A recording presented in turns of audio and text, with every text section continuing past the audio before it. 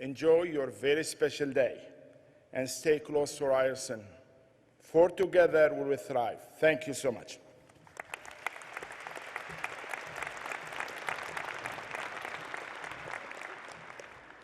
Thank you, President Lashmi. Chancellor, President Lashmi, Provost Benarash, deans, esteemed colleagues, and representatives who join us on stage, members of the graduating class, family members and friends, honored guests. It is my great privilege to deliver the citation for Sajjad Ebrahim, upon whom Ryerson University is conferring the degree Doctor of Laws, honoris causa, our highest award. For Sajjad Ebrahim, serving the community is a family tradition. In 1959, his grandfather started an organization in Pakistan to help prevent blindness. Today, the Society for the Prevention and Cure of Blindness in Pakistan performs more than 60,000 cataract surgeries each year in the country's poorest rural areas. In Canada, Sajjad Ebrahim carries on that legacy of philanthropy and commitment. He came to this country with his family in 1977, settling in Toronto. In his first year here, Mr. Ebrahim acquired a small plastics company called Parpak. Over the next 36 years, he grew it into a major enterprise with more than 900 employees and $200 million in annual revenues.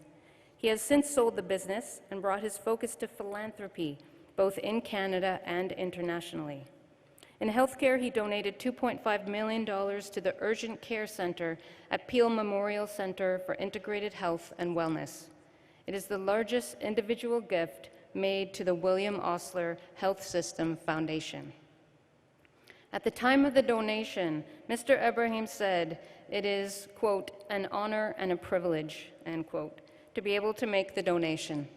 The gift, he said, quote, expresses my family's thanks to this community and this country, end quote. Mr. Ebrahim supports York University and the University of Toronto, and on our campus, he was instrumental in assisting Ryerson's Lifeline Syria Challenge, sponsoring and helping to resettle refugee families in Canada. The work has changed the lives of 20 families and 65 individuals, many with unique needs. Mr. Ebrahim has also continued the family's work in Pakistan, helping to fund projects in education, health, housing, and child welfare. He has stepped up to support Pakistan's communities when they have needed help the most during earthquakes and floods that have struck the country in recent years. For the graduating students today, and indeed for all of us, Mr. Ebrahim is a living example of Ryerson's values.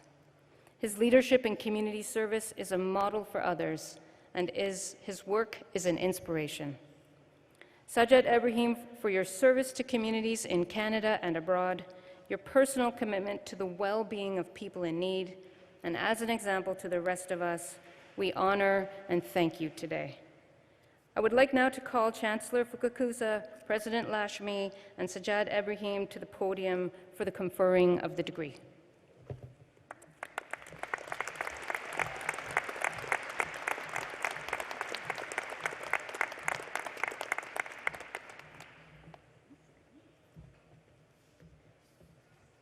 Ryerson University, by virtue of the authority granted by the Province of Ontario under the Ryerson University Act, has awarded the degree Doctor of Laws honoris causa with all the rights and privileges attended thereon to Sajjad Ebrahim.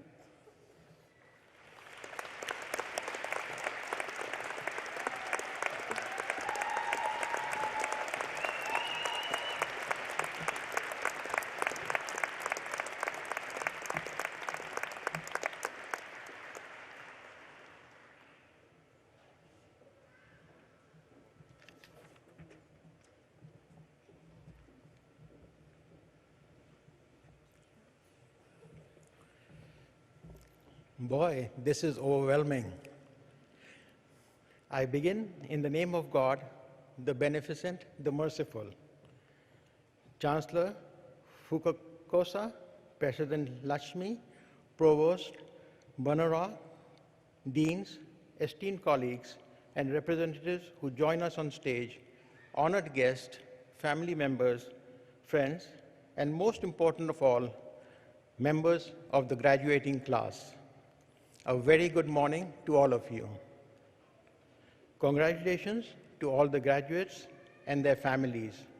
This is your day. I am privileged to receive this honor from you.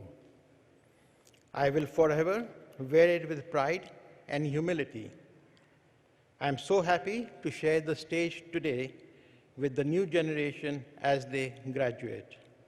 I am confident that they will use their talents, knowledge, and creativity to help Canada grow and make a positive contribution to the world community. Providence, principles, and perseverance are the 3 P's that help shape my life. Providence is defined as the protective care of God or of nature as a spiritual power. I grew up with this belief, and I'm thankful that it was ingrained in my psyche as it helped me through the challenging moments of my life. The feeling that I was in the care of an almighty power kept me together and brought me immense comfort when I needed it the most. Trust in divine providence not only provided me comfort, but also guided and helped me making decisions. My life bears testimony that choices made in this manner resulted in success beyond my imagination or expectations. The 2nd P, principles. As you enter this new and exciting phase of your lives, please make sure that you create a compelling vision of the life you want to live. With a vision in mind, you're more likely to succeed far beyond what you would otherwise achieve without a clear vision. Regardless of culture, background, religion, age, social or financial status, create a meaningful vision, a vision based on principles, so that you live the kind of life that when you look back in time, you wear a smile on your face and say, it was truly well worth it. As a young man, I had a vision for my life, that I would deal honestly with everyone. Today, I can truly say that by upholding that principle, I saved myself tremendous regrets and failures. Of course, all of this is easier said than done. Living by principles requires tremendous willpower, commitment, and most importantly, trust in providence. Success cannot be achieved without the final P, perseverance. That is, not giving up despite difficulty or delay in achieving success. Perseverance is the combination of persistence and tenacity. I quote Calvin Coolidge, the 30th President of the United States of America, when he said, "Nothing in this world can take the place of persistence. Talent will not. Unsuccessful men with talent are common. Genius will not. Unrewarded genius is almost a proverb. Education will not. The world is full of educated derelicts. Persistence and determination alone are omnipotent. The slogan, 'Press on,' has solved and always will solve the problems of the human race. Therefore, believe in the highest and best purpose of life that you have created for yourself and press on when the odds seem stacked against you. I was born into a business family where formal education was not considered important. Read, write, and count were only required, and the rest could be learned on the job. However, my mother, a far-sighted lady, was determined to educate her children.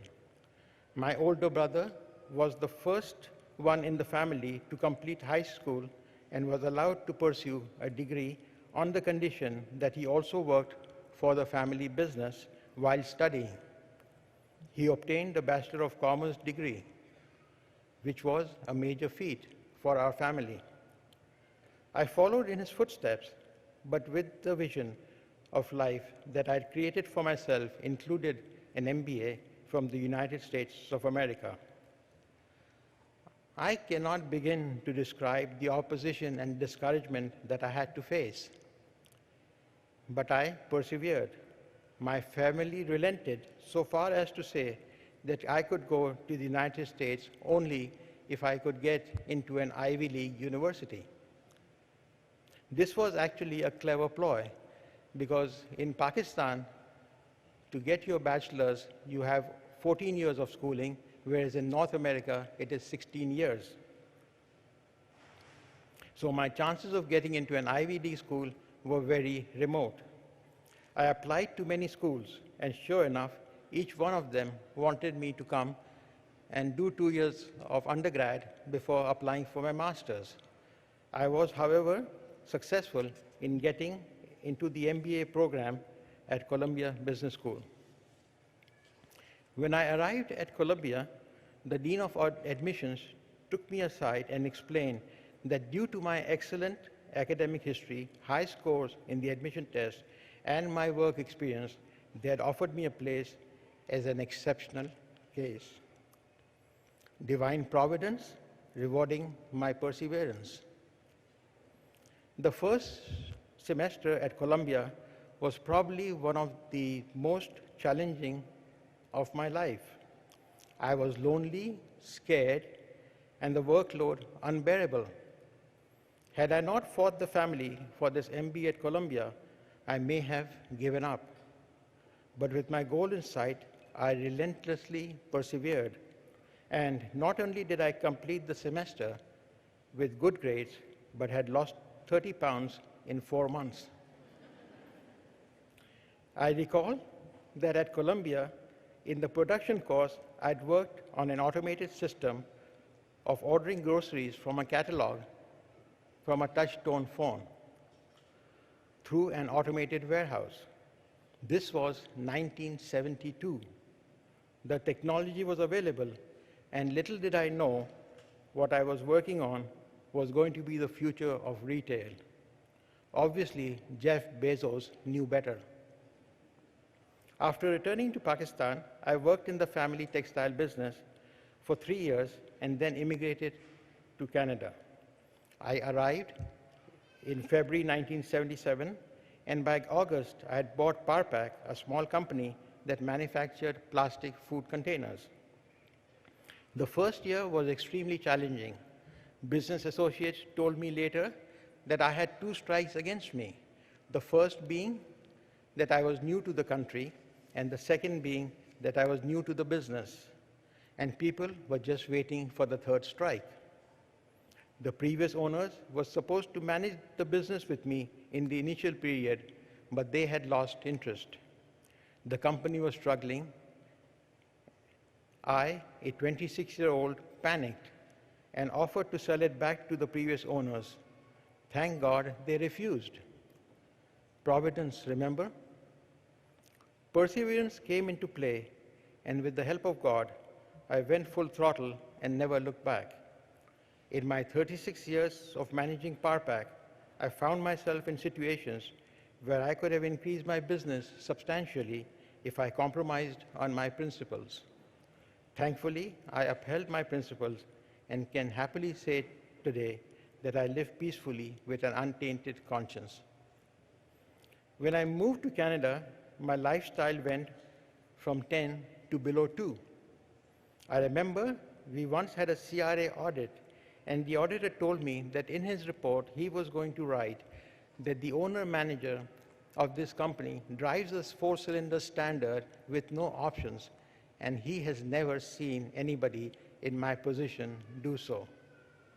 That auditor today would have a different story to tell. The reason why I mention this is for you to remember that there's a time and place for everything. Be patient. Hard work with honesty and sincerity does not go unrewarded or unnoticed. I'm blowing my horn in order to inspire you.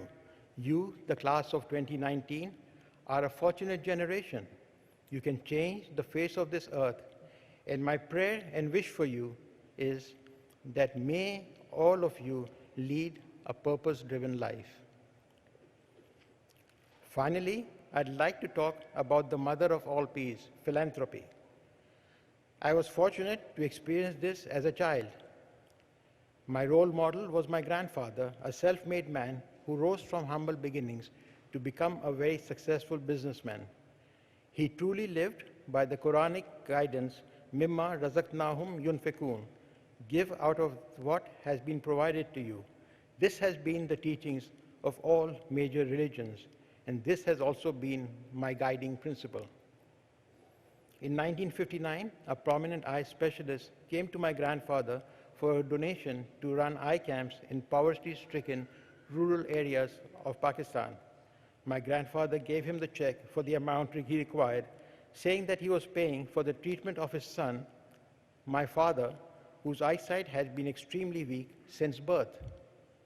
Although my grandfather knew that there was no treatment available for his son, it was his way of helping others in the same situation. This is how the Society for the Prevention and Cure of Blindness was formed. This charity was managed by my grandfather until his death in 1979, and since then has been managed by my family members, and I am the principal supporter of this charity. Today, this charity performs 60,000 plus free cataract surgeries a year in remote villages of Pakistan and has done over 1.2 million surgeries since its inception. My grandfather taught me that charities are to be managed like a business, as resources are precious and limited, therefore cannot be wasted. I have partnered with many organizations in promoting philanthropic activities. I meticulously study the financial statements of the organizations that I support. To me, the social impact of the cause is vital. The delivery has to be cost efficient. One shining example is the RYERSON's Lifeline Syria Challenge. I found the delivery to be very cost efficient, for which I applaud the RYERSON team, especially Dr. Lakshmi, for his leadership and support.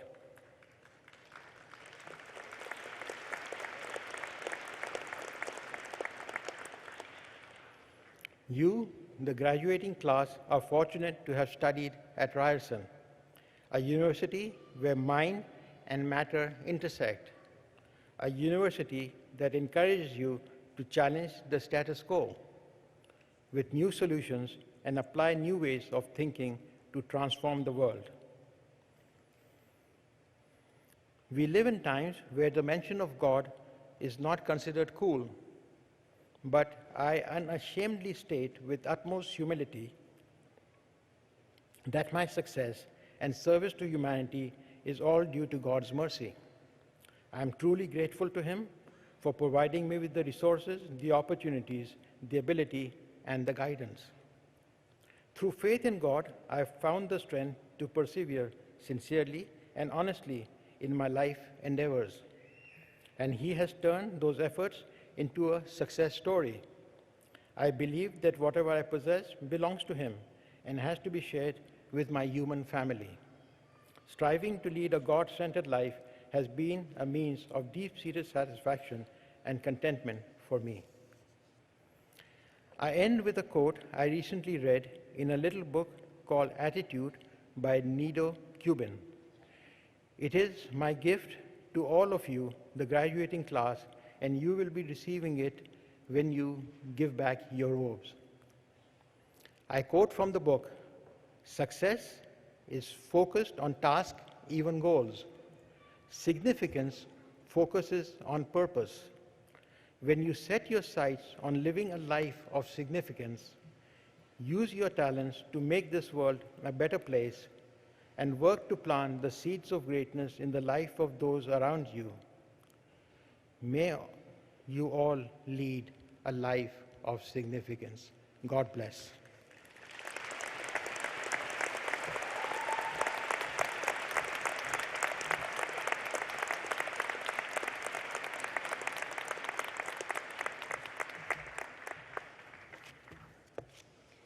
Thank you for your inspiring words, Dr. Ebrahim.